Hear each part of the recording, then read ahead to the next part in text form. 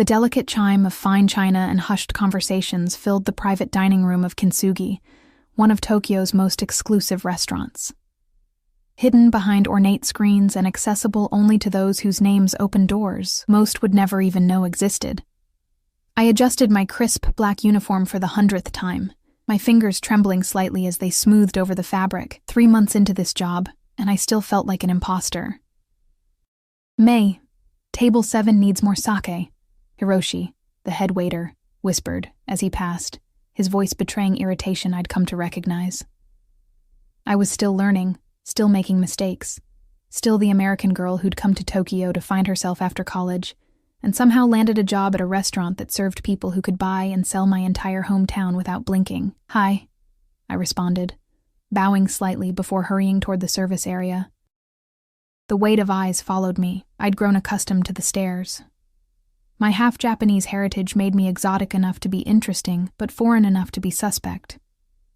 Not quite belonging anywhere was my perpetual state.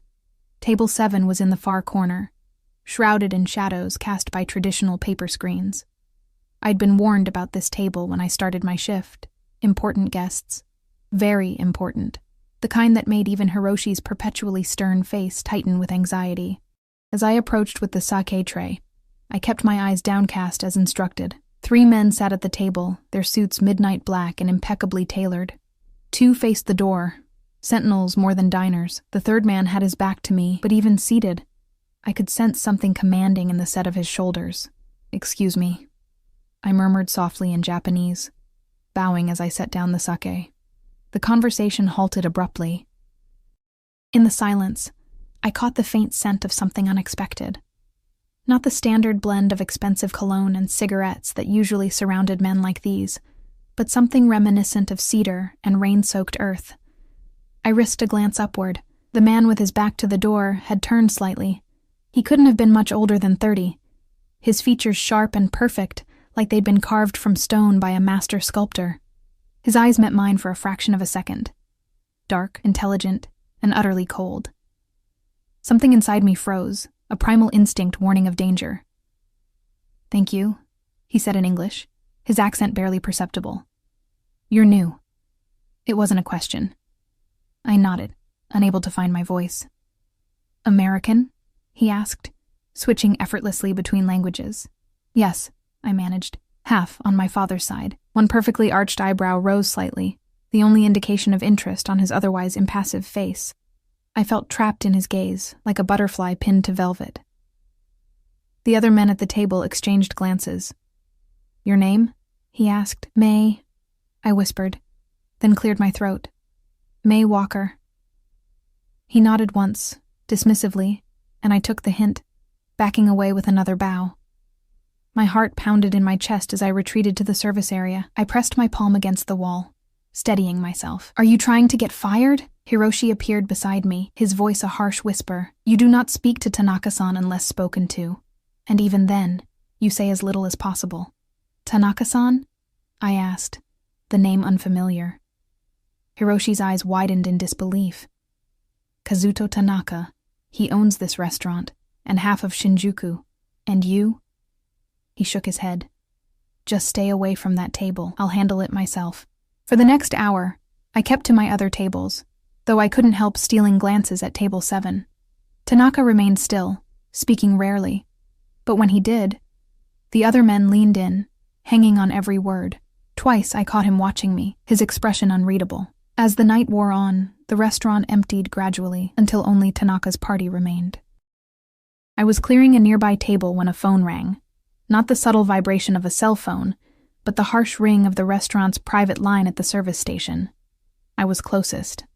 "Answer it," Hiroshi said, his hands full with trays. I picked up the receiver. "Kintsugi Restaurant, good evening."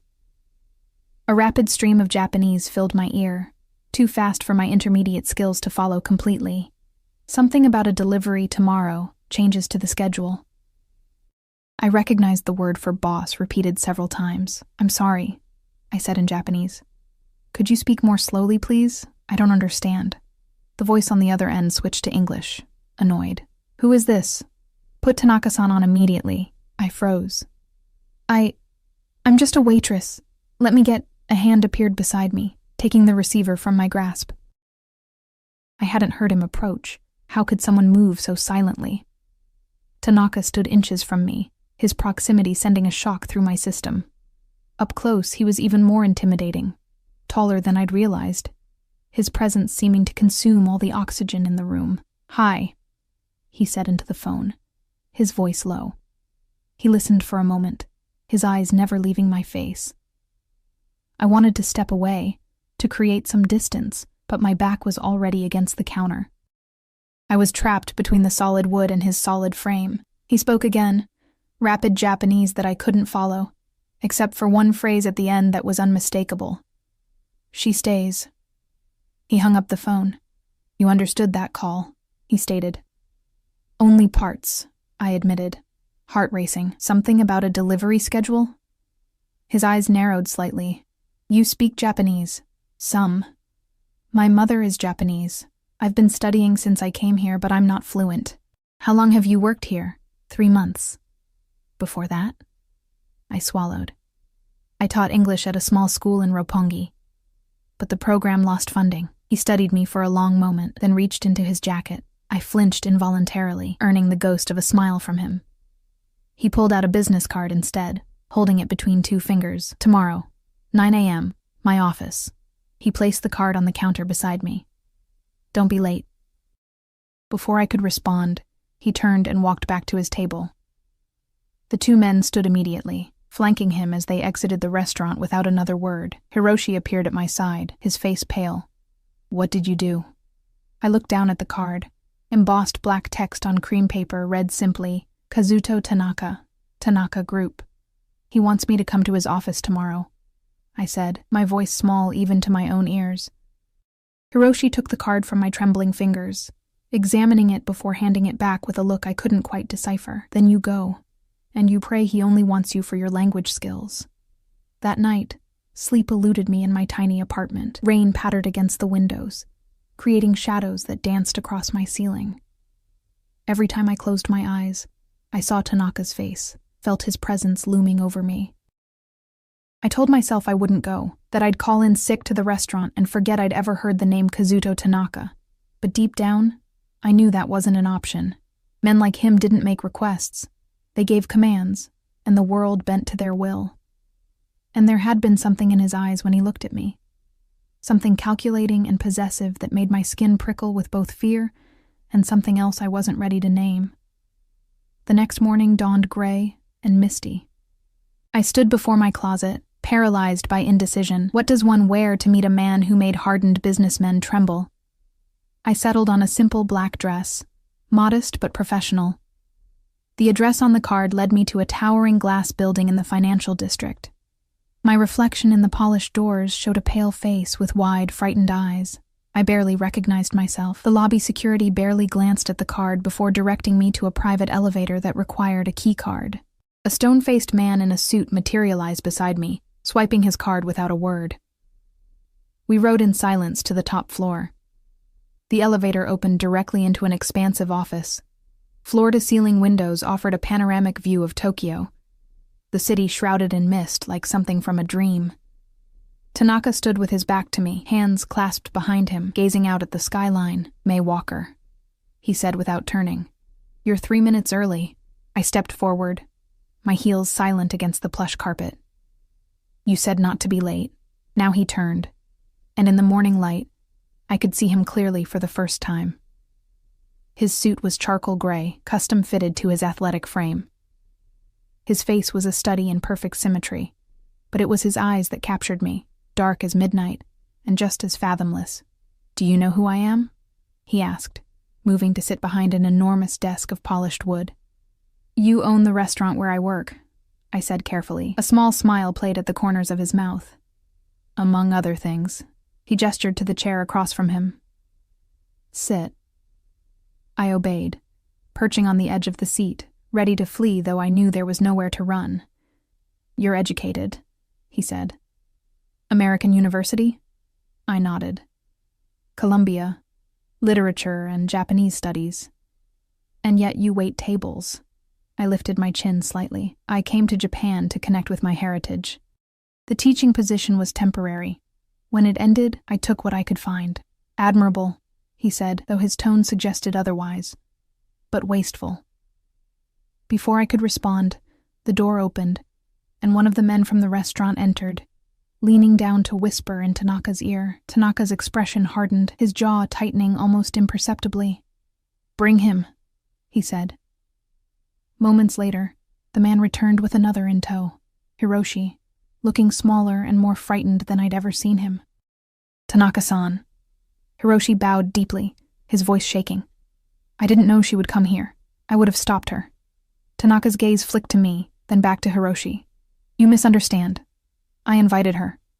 Confusion bloomed on Hiroshi's face. "But sir, the policy about staff has changed," Tanaka interrupted. "As of last night, Mei-san will no longer be waiting tables." My stomach dropped. "You're firing me?" Tanaka looked at me, something almost like amusement crossing his features. "No, Mei. I'm promoting you. You will work here as my personal assistant. Your language skills and education are wasted at Kintsugi." Hiroshi looked between us, bewildered. I shared his confusion but was too stunned to speak.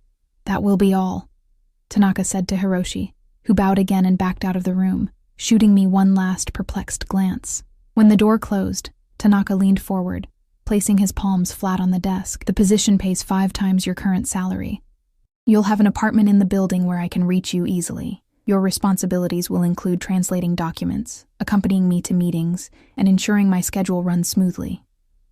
"I don't understand," I finally managed. "Why me?" "Because you understood enough of that phone call to be dangerous," he said plainly. "And because I prefer to keep potential problems close." A chill ran through me. "I'm not a problem." "No," he agreed, his eyes traveling over my face in a way that made heat rise to my cheeks. "Not yet. But you could be." In that moment, I realized I stood at a crossroads. Walking away wasn't an option. That much was clear from the guards outside and Tanaka's casual display of power. But stepping forward meant entering a world I knew nothing about, bound to a man who radiated danger from every pore. "Do I have a choice?" I asked quietly. Tanaka stood, circling the desk until he was standing beside me. He reached out, his fingers grazing my cheek so lightly I might have imagined it. "We always have choices, Mei. Some are just more painful than others." His phone rang, breaking the tension. He answered with a curt word, listened, then spoke again in Japanese, too fast for me to follow, except for the final phrase, the same as the night before. "She stays." As he hung up, his eyes met mine, and in their dark depths, I saw something that sent shivers down my spine.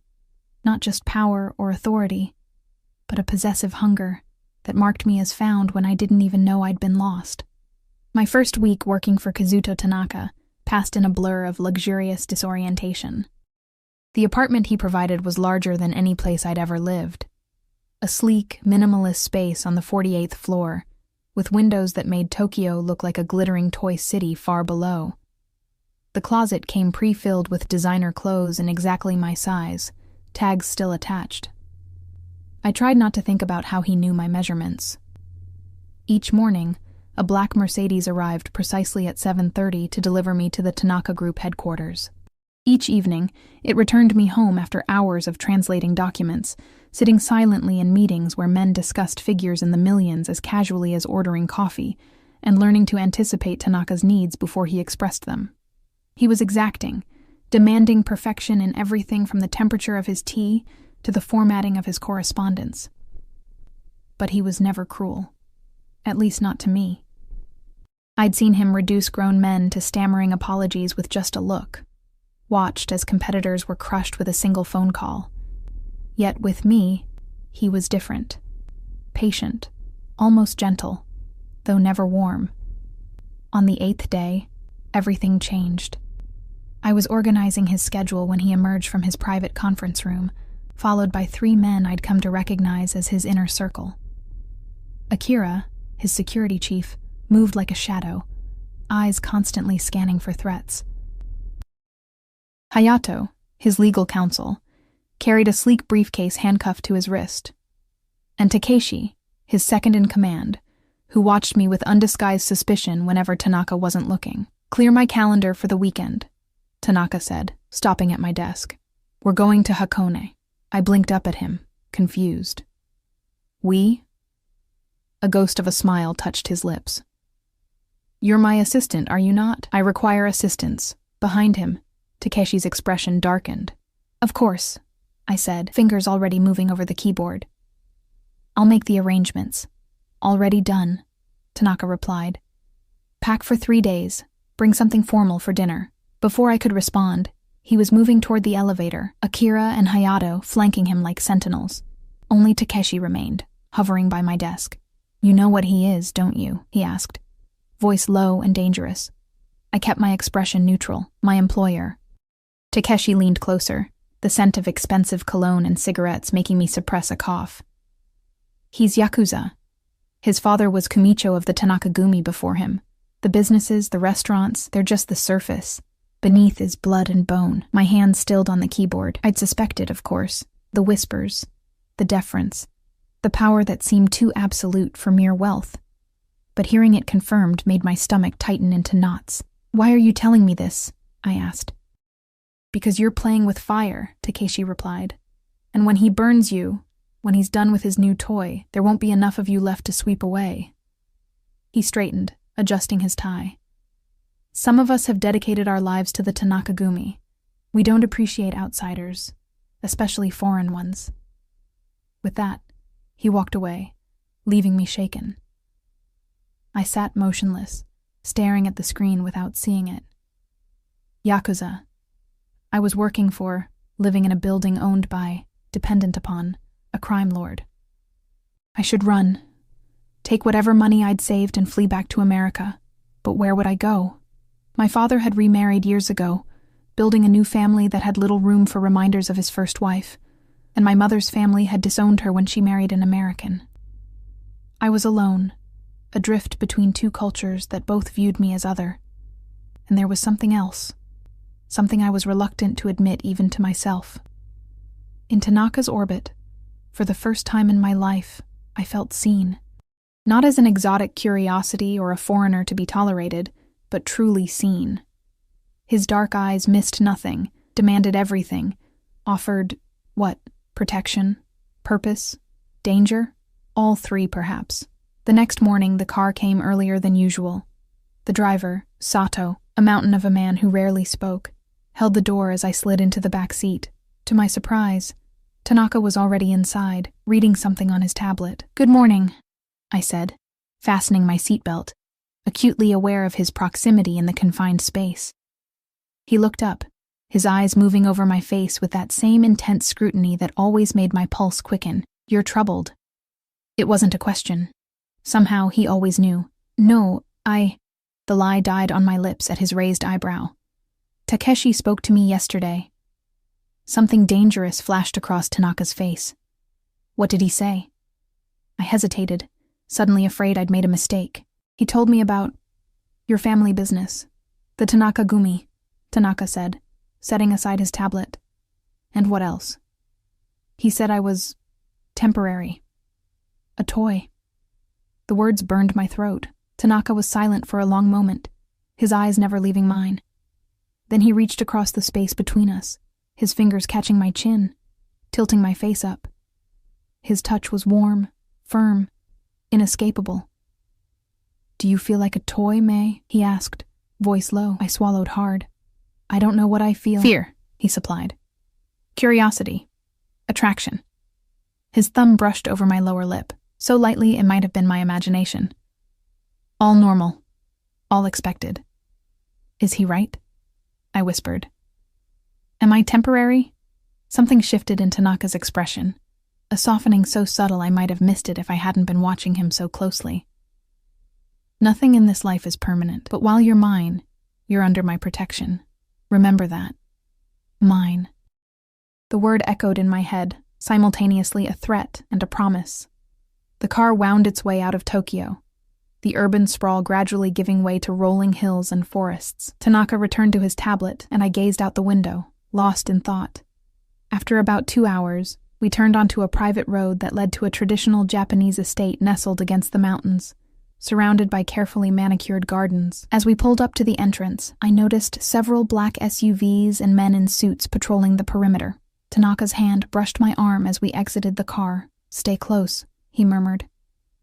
"There will be other families here, business associates. They're not all friends." Inside, the estate was a harmonious blend of traditional Japanese architecture and modern luxury. A woman in a kimono bowed deeply as we entered. "Tanaka-sama," she greeted him. "Your usual suite is prepared." Tanaka nodded. "And a room for my assistant, adjoining." The woman's eyes flickered to me briefly before she bowed again. "Of course. This way, please." We followed her through corridors of polished wood, past rock gardens and koi ponds visible through open screens. Finally, she slid open a door revealing a spacious suite overlooking a private garden and the mountains beyond. Another door within led to a smaller but equally elegant room. "Rest," Tanaka said as the woman left us. "We have dinner with the Ishikawa family at 7. "Who are they?" I asked. "Potential allies," he replied. "The daughter will be there. She doesn't speak English. You'll translate." I nodded, understanding my role now. "Is there anything specific I should know?" Tanaka moved to the window, gazing out at the view. "They control shipping routes we need. The daughter studied in London. She'll be more comfortable with you than with our usual translators. And less suspicious," I added, the pieces falling into place. He turned, the corner of his mouth lifting slightly, perceptive. I decided to push my luck. "What exactly is your business, Tanaka-san?" "Kazuto," he corrected. "When we're alone, you call me Kazuto." The intimacy of it startled me. "Kazuto," I repeated, the name foreign on my tongue. "My business is influence," he said after a moment. "Some acquired through legitimate means, some not. All necessary." It wasn't really an answer, but I knew it was all I would get for now. He checked his watch, a subtle, understated timepiece that probably cost more than a year's rent at my old apartment. "The onsen is private until 5. You should experience it while you're here." With that, he left through a sliding door connecting to the garden, leaving me alone with my thoughts. The hot spring bath was heavenly after the long drive. I sank into the steaming water, letting it envelop me up to my shoulders. The outdoor bath was surrounded by rocks and bamboo, offering privacy while still providing a view of the mountains. Steam rose around me, carrying the mineral scent of the volcanic waters. I closed my eyes, trying to center myself. In just over a week, my entire life had transformed. I was bathing in a luxury onsen, preparing to help a Yakuza boss negotiate a business deal. I should be terrified. And part of me was. But another part, a part I barely recognized, was thrumming with an energy that felt dangerously close to excitement. A sound made my eyes snap open. Tanaka stood at the edge of the bath, wearing only a yukata loosely tied at the waist. I instinctively sank deeper into the water, though it did little to preserve my modesty. I thought you said it was private until 5, I stammered. "It is," he replied, slipping off the robe. "Private to us." I averted my eyes as he entered the water, but not before catching a glimpse of toned muscle and intricate tattoos that covered much of his torso and arms, a dragon coiled around his right arm, cherry blossoms and waves across his chest, traditional symbols of the Yakuza. He settled across from me, the water reaching mid-chest on his frame. An uncomfortable silence stretched between us. "Your tattoos," I finally said, eyes fixed firmly on the water's surface. "They're beautiful." "Irizumi," he corrected. "Traditional hand-poked method. Each one took hundreds of hours." "Do they mean something?" He was quiet for so long I thought he wouldn't answer. "Everything means something, May. The dragon is power. The cherry blossoms. The beauty and brevity of life." His voice dropped lower. "The waves. The unstoppable force of change." I risked looking up then. His wet hair hung loose around his face, softening his usually severe features. Steam curled around us, creating an otherworldly atmosphere where the normal rules seemed suspended. "Why am I really here?" I asked, the question that had been burning inside me since he'd appeared at my desk the day before.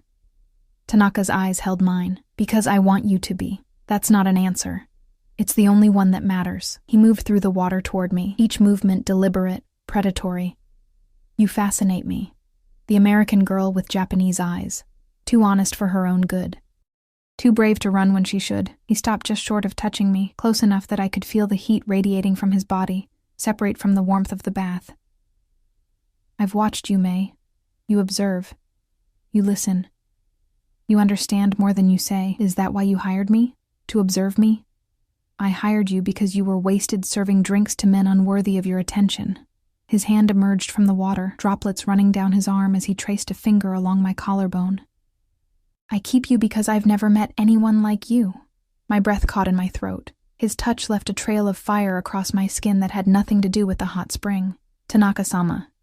The voice came from the garden path. Tanaka withdrew his hand but didn't move away. What is it? He called, eyes still fixed on mine. Ishikawa-san has arrived early. He requests a meeting before dinner. Tanaka's jaw tightened almost imperceptibly. Tell him I'll join him shortly. Hi, Tanaka-sama. When the footsteps receded, Tanaka finally moved back. We'll continue this conversation later. He rose from the bath in one fluid motion, water streaming off his tattooed body. This time, I couldn't look away. He didn't reach for his yukata immediately, standing unabashed as my eyes traveled over the artwork etched into his skin. Only when my gaze returned to his face did he smile. A predator's smile, satisfied and hungry all at once.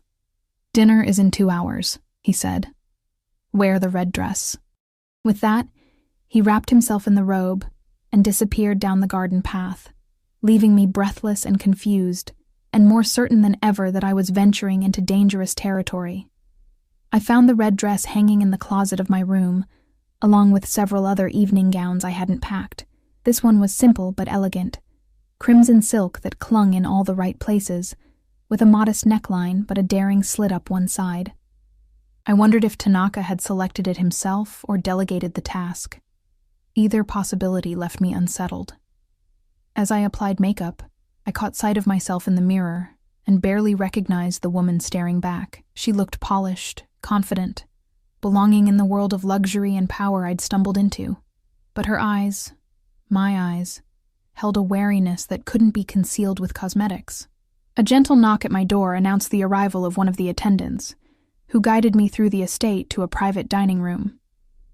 Tanaka was already there, deep in conversation with an older Japanese man, Ishikawa presumably. Beside them sat a young woman about my age, her expression carefully neutral. Tanaka looked up as I entered, his conversation halting mid-sentence. Something flashed in his eyes as they traveled over me, something possessive and approving that made heat rise to my cheeks. He extended a hand, beckoning me forward. May, he said, meet Ishikawa Haruto and his daughter Yuki. I bowed respectfully, first to the father, then to the daughter. It's an honor to meet you both. Yuki's eyes widened slightly at my Japanese. She smiled, a genuine expression that transformed her serious face. The honor is mine, she replied in Japanese. It's so refreshing to meet another woman here.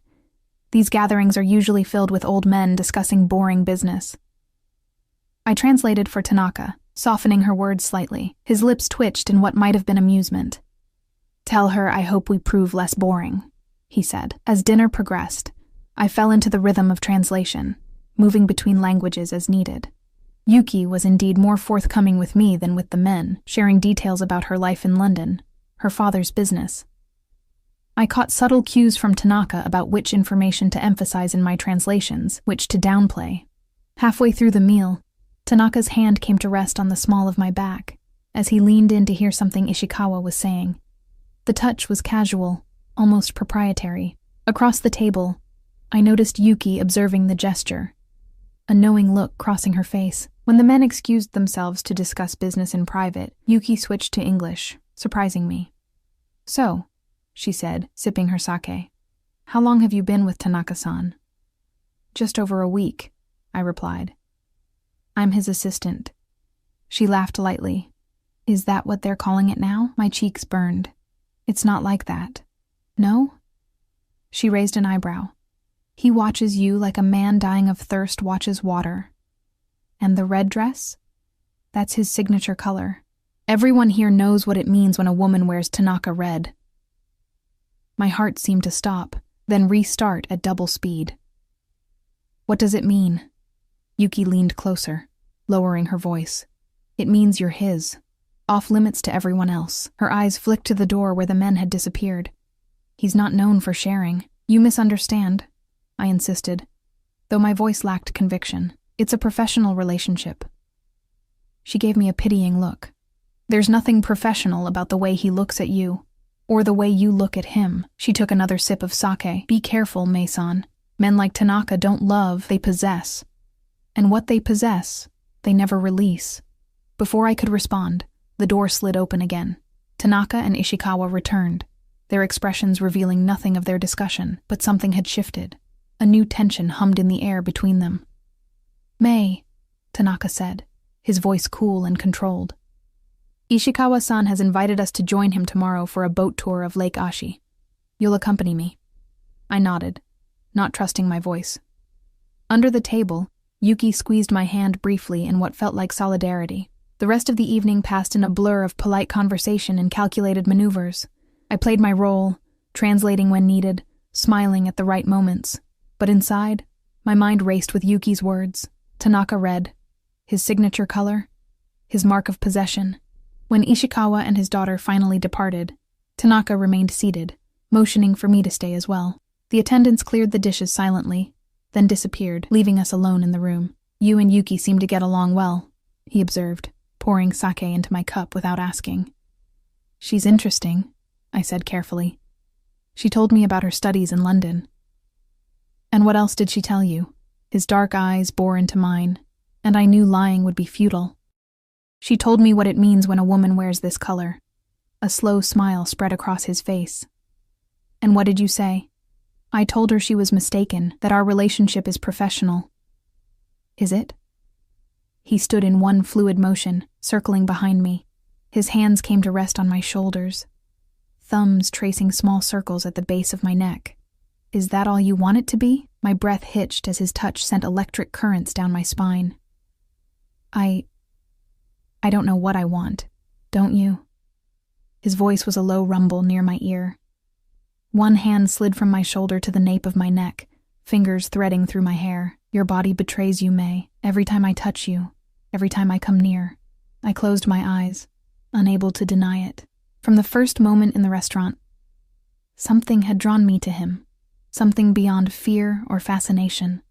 It's dangerous, I whispered. Yes, he agreed, his grip tightening slightly in my hair. I am dangerous. The question is whether you're brave enough to face that danger. He released me suddenly, stepping back. Get some rest. Tomorrow will be challenging. Without another word, he left, the door sliding closed behind him with a soft whisper that seemed to echo in the emptiness he left behind. Sleep eluded me that night. I lay on the futon, staring at the ceiling, replaying every moment since that fateful night at the restaurant. How had I ended up here? In a luxury ryokan, wearing a dress the color of blood and desire, caught in the orbit of a man who commanded fear and respect in equal measure. More troubling still, why didn't I want to escape? Dawn was breaking when I finally drifted off, only to be awakened by a gentle knock at my door 2 hours later. An attendant entered, bearing a tray with tea and a light breakfast.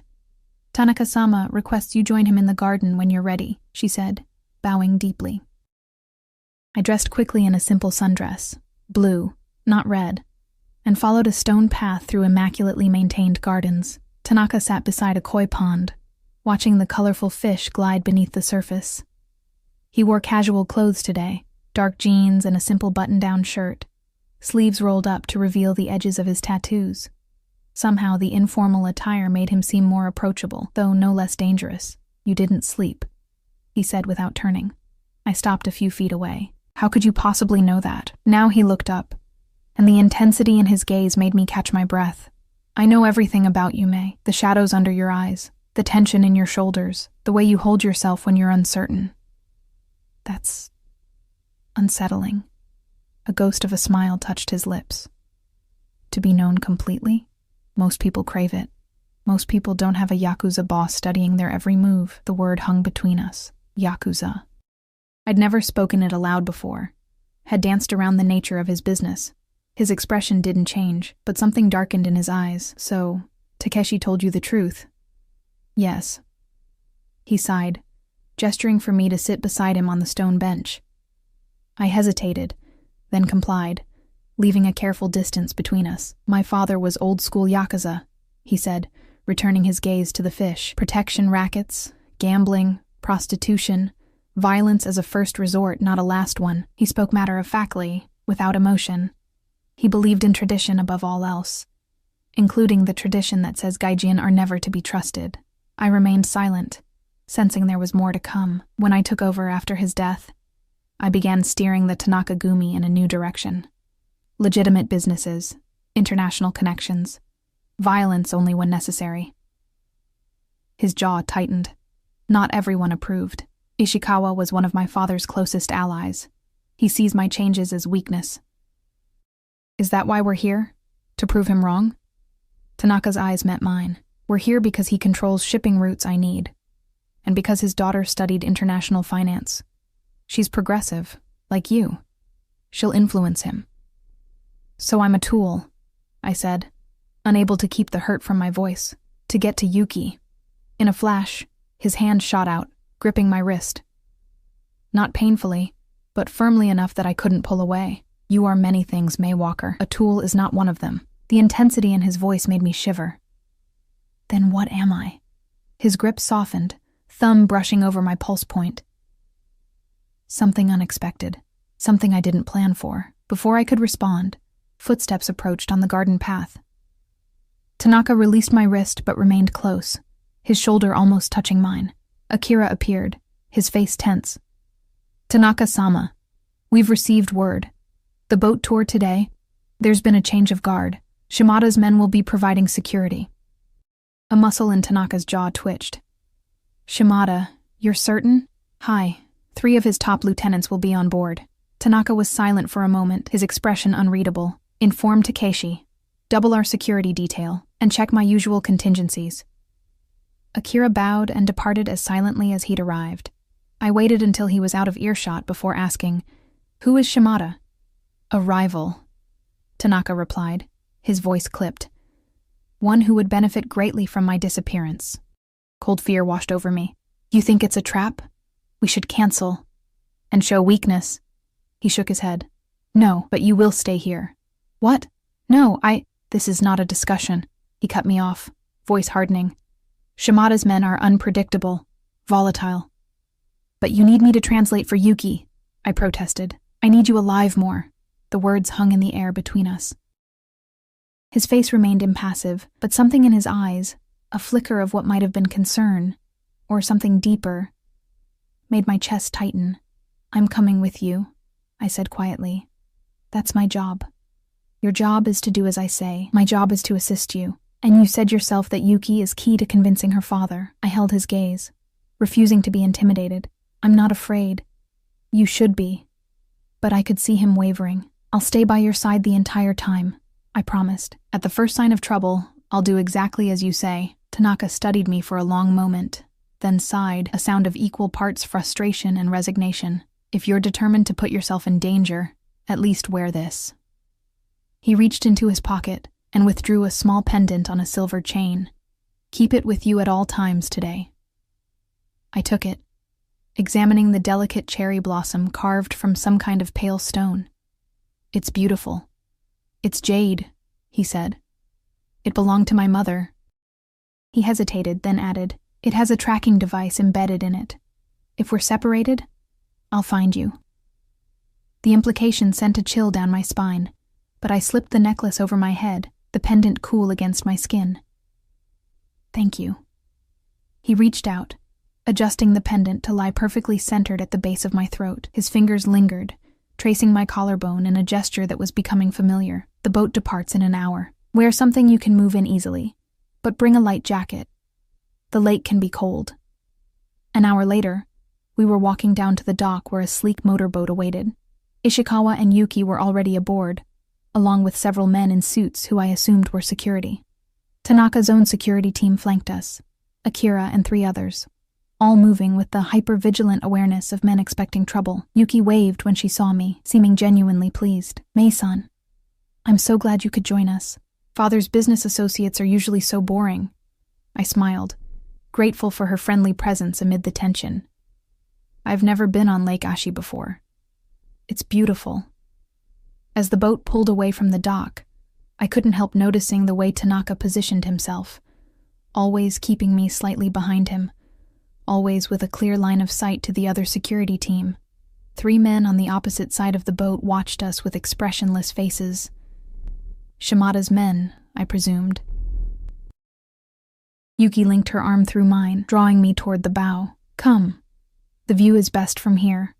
I glanced at Tanaka, who gave a barely perceptible nod. Akira followed a few steps behind, as Yuki led me to the front of the boat. "Your boss is very protective of you," she observed in English, voice low enough that only I could hear. "He's protective of all his employees," I replied, touching the jade pendant unconsciously. Yuki's eyes followed the movement, widening slightly when she saw the necklace. "That's his mother's, isn't it? I've seen him wearing it on occasion." My fingers froze on the pendant. He said it was hers. Yes. She looked back at Tanaka, who was engaged in conversation with her father, though his eyes flicked to us regularly. "You know, in traditional Japanese culture, giving a family heirloom like that, it has significance." "What kind of significance?" I asked, pulse quickening. Before she could answer, a commotion broke out at the stern, raised voices, a sudden movement. Tanaka was on his feet in an instant, Akira at his side. One of Shimada's men had his hand inside his jacket. Everything happened so fast. Tanaka pushed Ishikawa down, shielding him with his body. Akira drew a weapon I hadn't realized he was carrying. Yuki screamed, clutching my arm. And then, the sharp crack of gunfire. Chaos erupted. More shots. Yuki and I dropped to the deck. Through the pandemonium, I heard Tanaka's voice calling my name. I looked up to see him fighting his way toward us, expression fierce. Behind him, one of Shimada's men raised his gun, aiming directly at Tanaka's back. "Behind you!" I screamed. Tanaka spun, but too late. The gun fired. He staggered, clutching his side, but remained standing.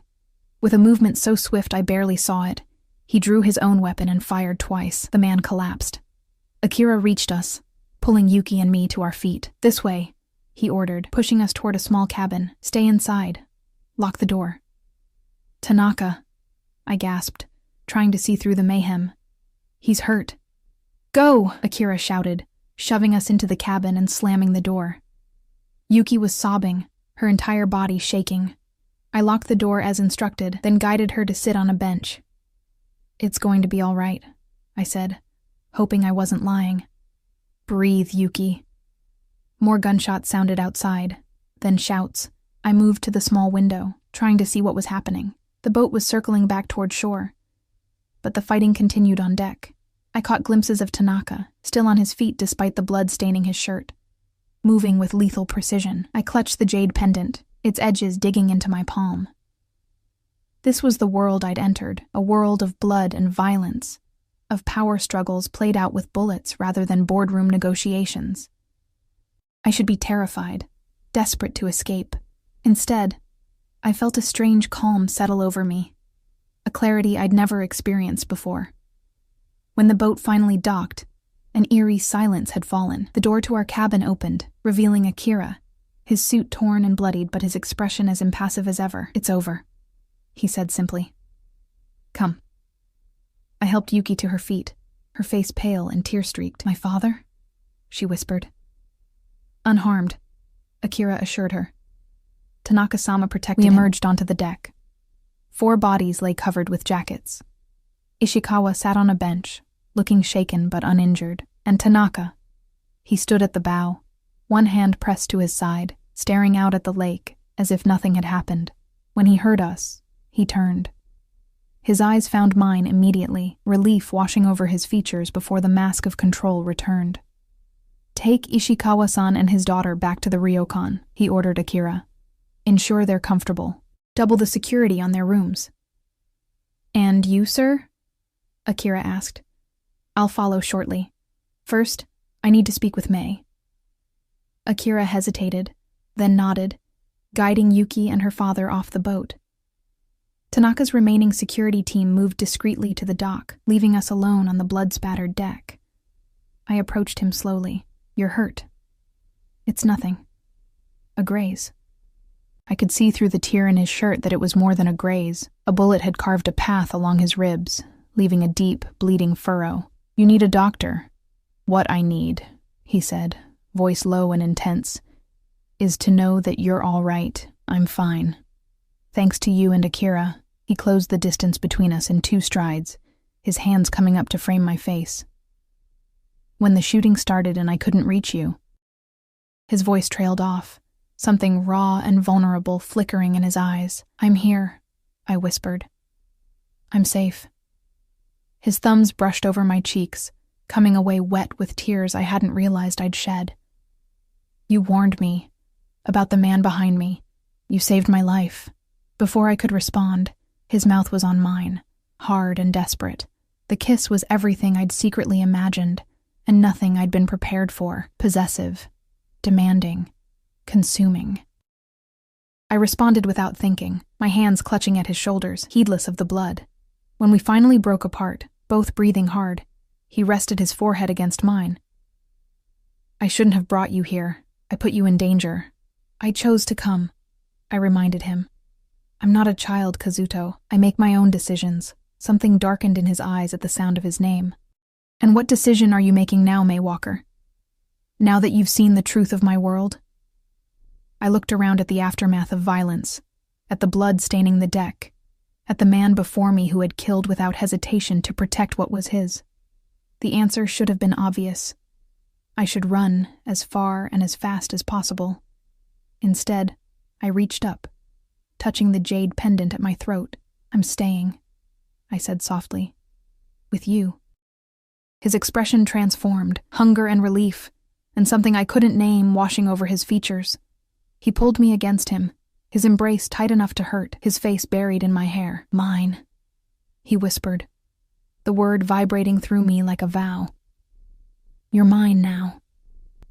And in that moment, standing on a boat where men had died minutes before, I knew with absolute certainty that I had crossed a line from which there would be no return.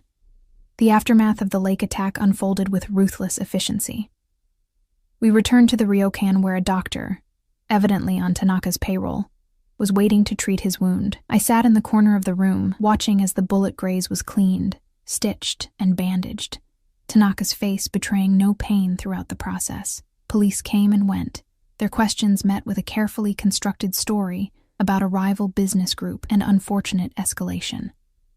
Money changed hands. Reports were altered. By evening, the official narrative had been established. A terrible boating accident, mechanical failure, tragic deaths. I observed it all with strange detachment, as if watching a film rather than living through its events. My world had shifted on its axis, realigning itself around the man who now sat across from me in his private suite, sipping sake as if we were discussing dinner plans, instead of the 4 deaths we'd witnessed that morning. You're very quiet, Tanaka observed, setting down his cup. I'm processing, I replied honestly. This isn't exactly a normal day for me. A ghost of a smile touched his lips. No, I suppose not. He studied me for a moment. Does it frighten you? What happened today? Yes, I admitted, but not in the way you might think. I met his gaze steadily. What frightens me is how quickly I'm adapting to it, to your world. He leaned forward, dark eyes intent on mine. Tell me what you're thinking. I took a deep breath. I'm thinking that I watched men die today, and instead of being horrified or traumatized, I'm sitting here wondering how the Ishikawa negotiations will proceed now. I shook my head slightly. What does that make me? A survivor, he said simply. Someone who sees reality for what it is and adapts. Is that why you chose me? Because you saw that quality in me? Tanaka was quiet for a long moment. I chose you because you answered a phone call that wasn't meant for you, and instead of cowering, you faced me directly. His voice lowered. I kept you because I saw something in your eyes that first night, something that matched what's inside me. And what's that? Hunger, he said, the word hanging between us like a challenge. For something more than the ordinary life you were living. The truth of it struck me like a physical blow. All my life I'd felt like I was watching the world through glass, never quite belonging, never fully engaged. Until now. Until him. What happens next? I asked, surprised by the steadiness of my voice. Ishikawa will agree to our terms, Tanaka replied. Today proved I can protect him better than Shimada ever could. And us? The question slipped out before I could stop it. What happens with us? He set down his sake cup and rose, moving to kneel before me. His hand came up to touch the jade pendant at my throat. That depends on you. His fingers traced a path from the pendant to my collarbone, then up the side of my neck, leaving fire in their wake. I want you, May. Not just as my assistant, not just in my bed. I want all of you. My breath caught. You barely know me. I know enough, he countered. I know you're brave and intelligent. I know you see the world as it truly is, not as you wish it to be. I know your touch makes me forget the weight I carry. His hand cupped my cheek. The rest, we'll learn together. I leaned into his touch, desire and fear warring within me. Your world is dangerous. Yes, he agreed. And now it's your world too. His thumb brushed over my lower lip. Unless you choose to leave. You can walk away tonight, return to Tokyo, to America. I won't stop you. I searched his face, looking for deception, finding none. You would let me go? Difficult it would be, he admitted. A flash of something possessive darkening his gaze. But yes, the choice is yours, May. It always has been. In that moment, I knew he was giving me a gift few in his world ever received. The freedom to choose, rather than having the decision made for me, and somehow, that made my choice clearer. I leaned forward, closing the distance between us, and pressed my lips to his. Unlike our first kiss on the boat, this one was gentle, questioning. His response was immediate, his hand sliding into my hair, holding me to him as the kiss deepened. When we finally broke apart, his eyes had gone dark with desire. Is that your answer? Yes, I whispered. I'm staying. Something shifted in his expression. Relief, triumph, hunger all mingling together. He stood, pulling me to my feet and into his arms. You're certain? I nodded, unable to form words as his hands traveled down my sides, coming to rest at my hips. Say it, he demanded softly. I need to hear the words. I'm yours, I said, the admission both terrifying and exhilarating. I choose this. I choose you. The restraint he'd been exercising shattered. His mouth claimed mine, hungry and demanding, as he backed me toward the bedroom. Any hesitation I might have felt dissolved under the heat of his touch, the intensity of his desire. Clothes fell away, his hands and lips exploring every inch of newly exposed skin with reverent attention. His body was a canvas of art and scars, the Irizumi tattoos extending across his chest, down his arms, over his back. A dragon, cherry blossoms, waves, and symbols I didn't recognize, all rendered in vibrant colors that seemed to move in the dim light. I traced them with my fingertips, learning the map of him, as he did the same to me.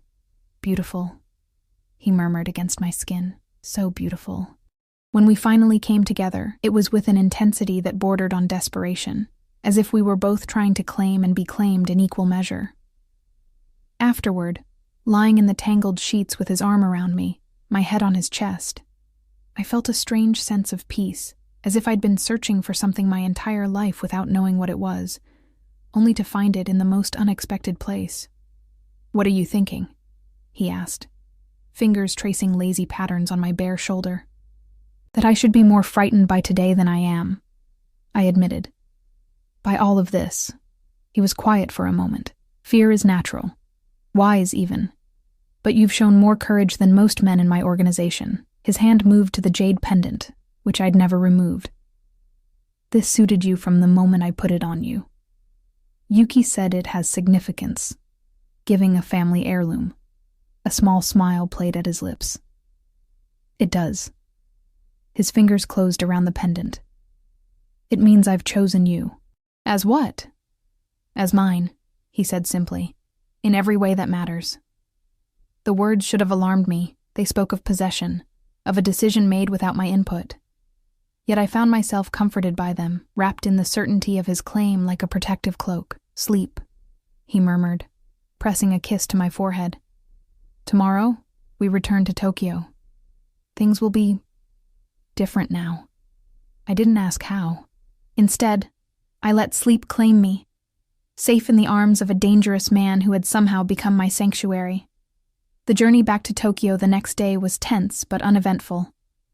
Ishikawa and his daughter traveled separately, but not before Yuki embraced me, whispering in my ear, "Be careful with your heart." The warning came too late. My heart was already inextricably tangled with Kazuto Tanaka's world. As we entered the city, Tanaka made a call, speaking rapid Japanese that I was beginning to understand more easily with each passing day. When he hung up, he turned to me. "There's something you need to see," he said. "A part of my life I haven't shown you yet." The car turned down unfamiliar streets, eventually pulling up to an unmarked building in a quiet neighborhood. Unlike the gleaming tower of Tanaka Group headquarters, this was a traditional structure, modestly elegant rather than ostentatious. "What is this place?" I asked as we stepped from the car. "My home," he replied. "My real home, not the penthouse where I sometimes sleep." I followed him through a gate into a courtyard garden, immaculately maintained with stone lanterns and a small koi pond. The house itself was traditional Japanese architecture, with sliding paper doors and a wooden veranda wrapping around the perimeter. Inside, the space opened into a sunlit living area with minimalist furniture and art. Not the ostentatious displays of wealth I might have expected, but carefully chosen pieces that spoke of refined taste. An elderly woman appeared, bowing deeply to Tanaka. "Tanaka-sama," she greeted him. "We weren't expecting you until tomorrow."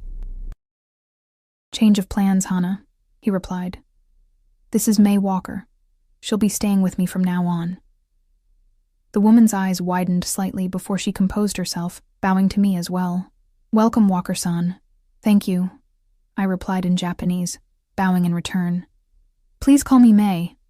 A hint of approval flickered in her eyes before she turned back to Tanaka. "Shall I prepare tea?" "Please," he nodded. When she'd gone, he guided me deeper into the house. "Hana has been with my family since I was a child. She's one of the few people I trust completely." "She seems surprised to see me," I observed. "I've never brought anyone here before," he said simply. "This place is separate from my business, my sanctuary." The significance of his words wasn't lost on me. He was showing me a side of himself few ever saw, inviting me into the private world behind his carefully constructed public persona. He led me through several rooms, each minimally furnished but with at least one striking piece of art. A painted scroll, an ancient vase, a small statue. Finally, we came to a room that was clearly his office. Unlike the modern, intimidating space at Tanaka Group headquarters, this one felt more personal. Books lined the walls. A traditional low writing desk occupied one corner, and on the wall hung a single photograph. A beautiful Japanese woman holding a small boy, both smiling. "My mother," he said, following my gaze, "before my father's world destroyed her." I moved closer to the photograph, studying the woman whose jade pendant now hung around my neck. "What happened to her?" Tanaka was silent for a moment. "She came from an old family, traditional values. Marrying my father was considered beneath her, but she loved him." His voice hardened, "until she discovered exactly what kind of man he was, what kind of business he ran. Did she leave?" "She tried." His face darkened with old pain. "A rival family used her escape attempt as an opportunity. They took her, thinking to use her as leverage against my father." I felt a chill run down my spine. "What did your father do?" "What the old code demanded. He refused to negotiate with them. Said it would show weakness." Tanaka's jaw tightened. "They returned her body 3 days later." Horror washed through me. "How old were you?" 8, he said, old enough to understand what had happened. Old enough to swear I would never be like him. I reached for his hand, squeezing it gently. "I'm so sorry." He accepted the touch, but his expression remained distant. lost in memory. My father saw emotion as weakness. After my mother died, he was determined to toughen me. His methods were effective. His eyes refocused on me. It's why I've been changing the Tanaka-gumi, moving away from the old ways, building something that doesn't rely on fear alone. Is that why Shimada's men attacked? Because they see you as weak? His lips curved in a humorless smile. They see change as weakness, innovation as betrayal of tradition. He led me to sit on a cushion near the desk. You need to understand what you've chosen, May. The world you're entering, it's not just business rivals and shipping contracts. There are men who want me dead simply because I believe there's a better way to build power than through bloodshed. Like your mother believed, I said softly. Something flickered in his eyes, surprise, then a deep, painful recognition. Yes, he agreed, like my mother. Hana appeared with a tea tray, setting it carefully between us before withdrawing silently. Tanaka prepared the tea with practiced movements, the ritual seeming to center him. There's something else you should see, he said after we'd drunk our tea in contemplative silence. Something that might help you understand. He led me to another room, this one clearly more private. A futon laid on a slightly raised platform. A wardrobe of dark wood stood against one wall. And on another wall, a shrine, a small altar with candles, incense, and another photograph of his mother, this one showing her alone, smiling serenely at the camera. Tanaka knelt before the shrine, lighting an incense stick with practiced movements. I knelt beside him, watching as he closed his eyes briefly, his lips moving in what might have been a prayer. I come here every day, he said quietly, to remember why I do what I do, why I'm changing the Tanaka-gumi, even when it puts a target on my back. For her, I said, and for myself, he added. I saw what my father's way did to him. It hollowed him out until there was nothing left but coldness and calculation. He turned to me, his eyes intense. I don't want that life, May. I never have. I reached for his hand again. What do you want? He laced his fingers through mine. Power, yes. Security. But also, he seemed to struggle for the words. Connection. Something real. Someone who sees me, not just the kumicho of the Tanaka-gumi. I see you, I whispered. His free hand came up to cut my cheek. Yes, he agreed. You do. From that first night, it's why I couldn't let you go. He leaned forward, kissing me with a gentleness I hadn't experienced from him before. Not the desperate passion of the boat, or the possessive claiming of the night before, but something almost reverent. When we separated, he rested his forehead against mine. Stay with me, he said softly. Here, in my home. Not just as my assistant or my lover, but as my partner. Partner in what? In everything, he replied. My business, my life, my future. His thumb traced my cheekbone. The path I've chosen isn't easy, May. Changing the Tanaka-gumi means making enemies, powerful ones, but with you beside me. He didn't finish the sentence, but he didn't need to. I understood what he was offering, not just protection or passion, but purpose, a chance to be part of something meaningful, to help transform a world built on violence into something sustainable. And more than that, the chance to be truly seen, truly known, by someone who understood the parts of me I was only beginning to recognize myself. Yes, I said simply. I'll stay. The tension seemed to drain from his body, as if he'd been holding his breath, uncertain of my answer despite everything that had passed between us. There will be challenges, he warned. Not everyone will accept you easily. Takeshi and others of the old guard. I'm not afraid of Takeshi, I interrupted. Or anyone else who stands in your way, in our way. A slow smile spread across his face. Not the predatory one I'd seen before, but something warmer, more genuine. Our way, he repeated, as if testing the words. I like that.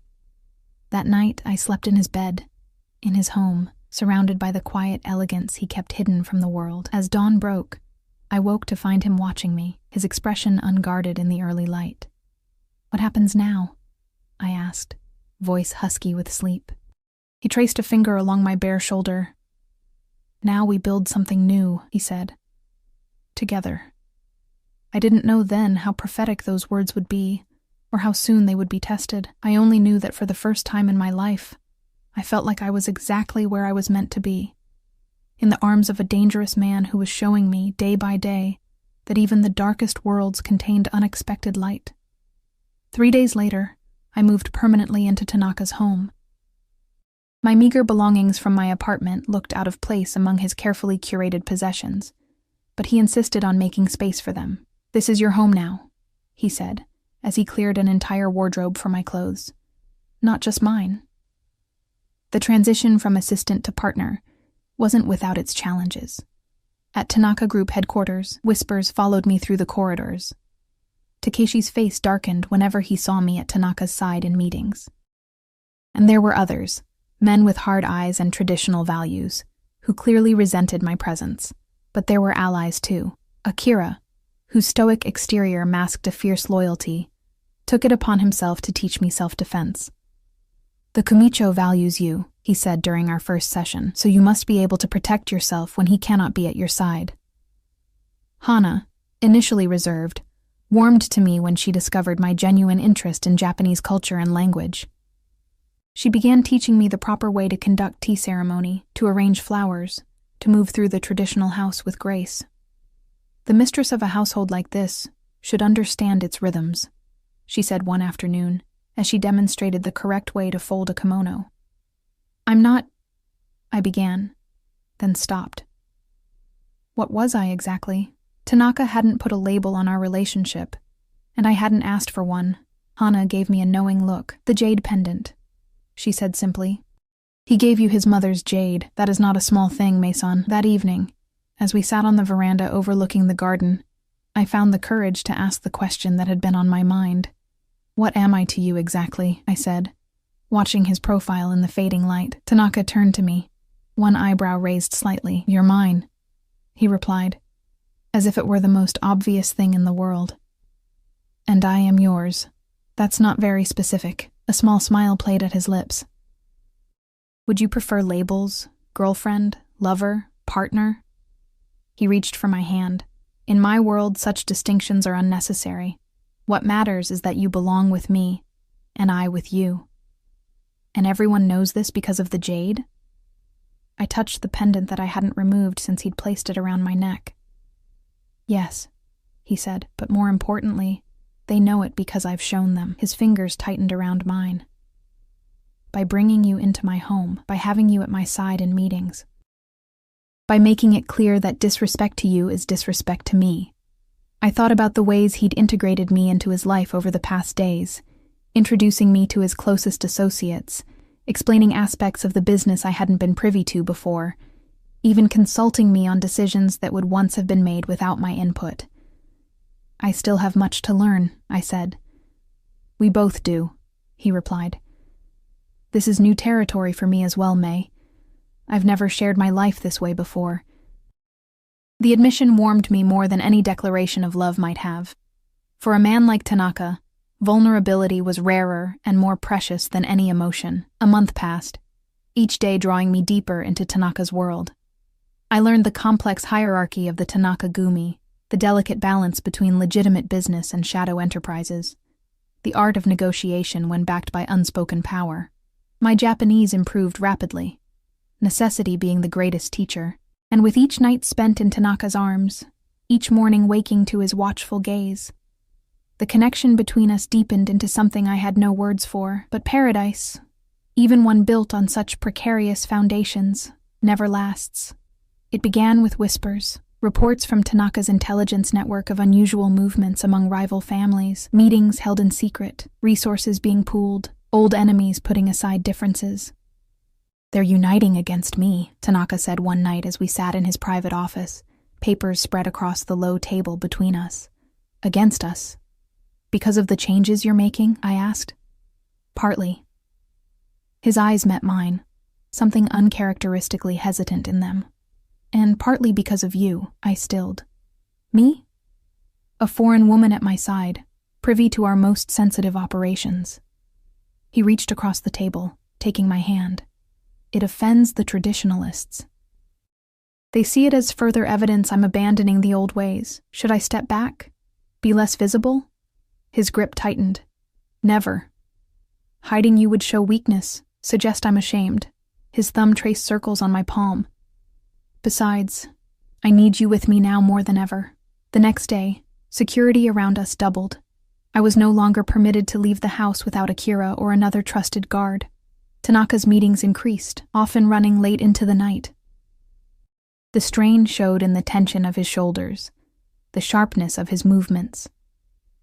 3 nights later, I woke alone in bed, the sheets beside me cold. Finding Tanaka's study empty, I wandered through the silent house until soft voices drew me to the garden.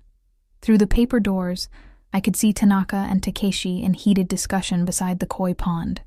"Cannot trust her," Takeshi was saying, his voice urgent. "She's only been with us a month." "I trust her with my life," Tanaka replied, voice hard as steel.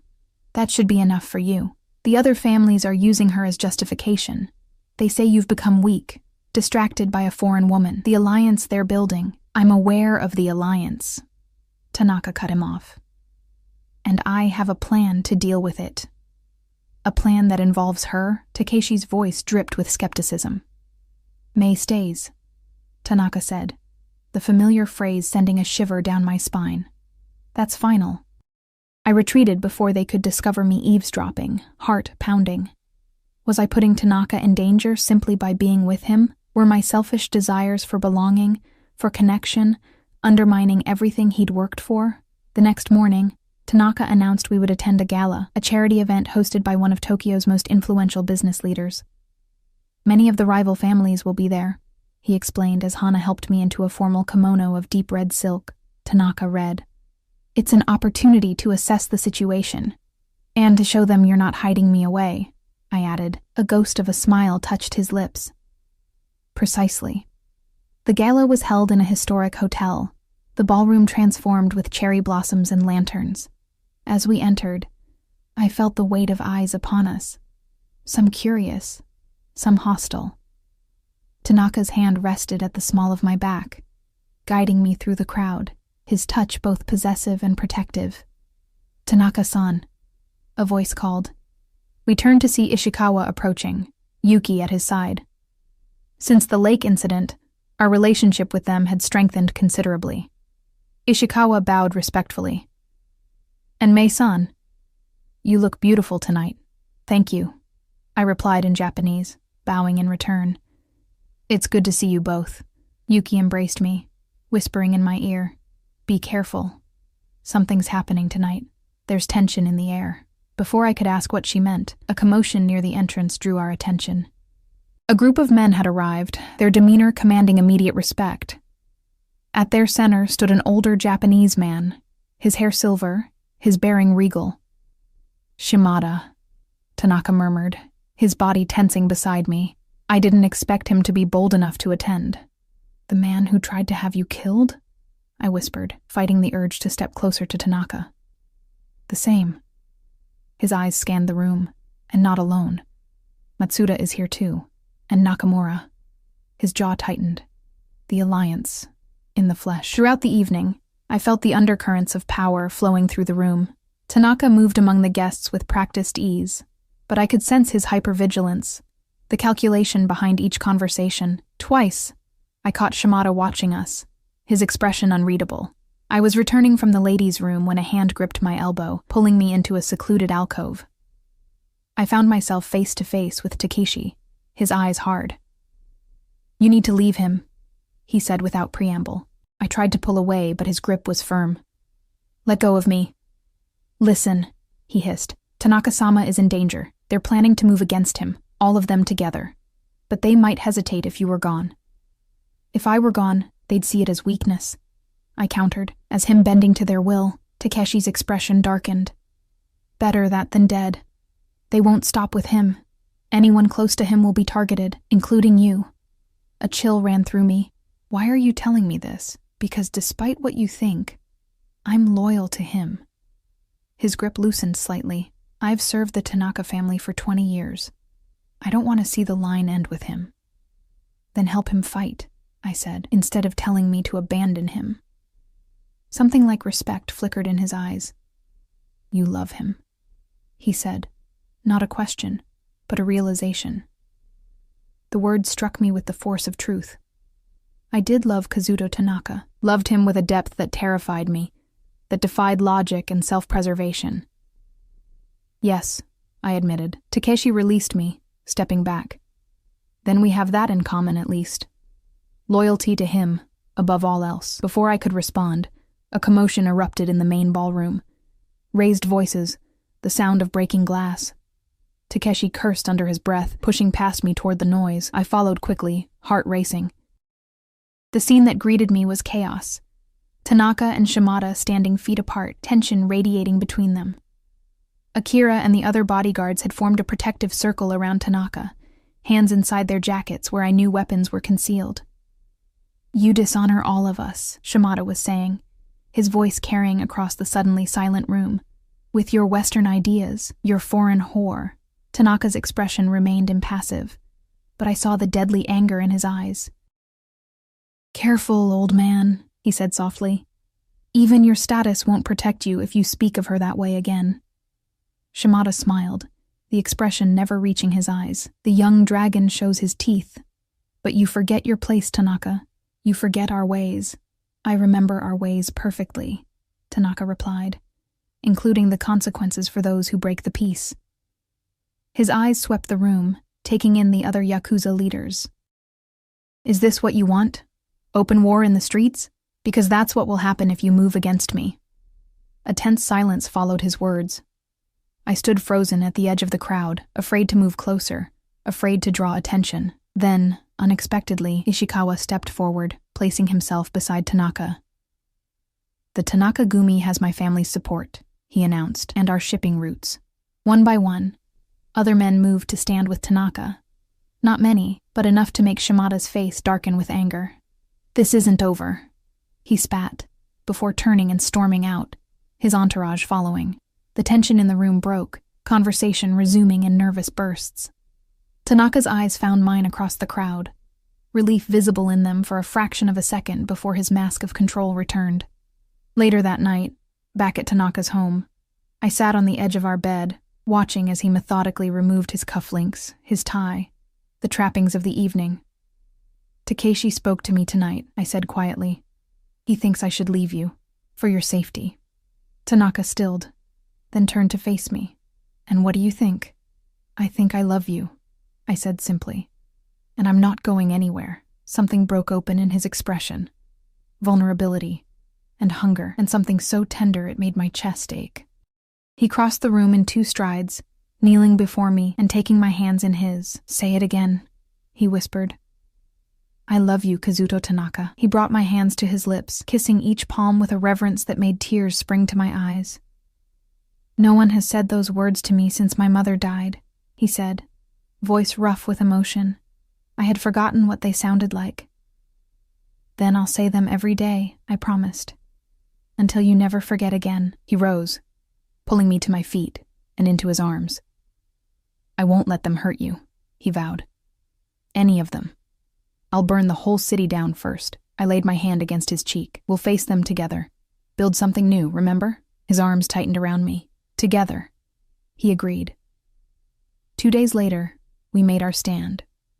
With Ishikawa's support and the loyalty of those who believed in Tanaka's vision, we confronted the alliance directly. The meeting was tense, negotiations brutal, but in the end, a compromise was reached. The old ways and the new would find balance. Tradition and innovation would coexist. And at Tanaka's side through it all was the American girl with Japanese eyes, wearing his mother's jade and his signature red, proof that even in the most unlikely places belonging could be found. 6 months later, in a private ceremony attended only by our closest allies, I became Mei Tanaka, binding my fate irrevocably to his. The shy waitress who answered a call beside the Japanese Mafia boss was gone, replaced by a woman who had found her strength in the arms of a dangerous man. "She stays," he had said that first night, and I did.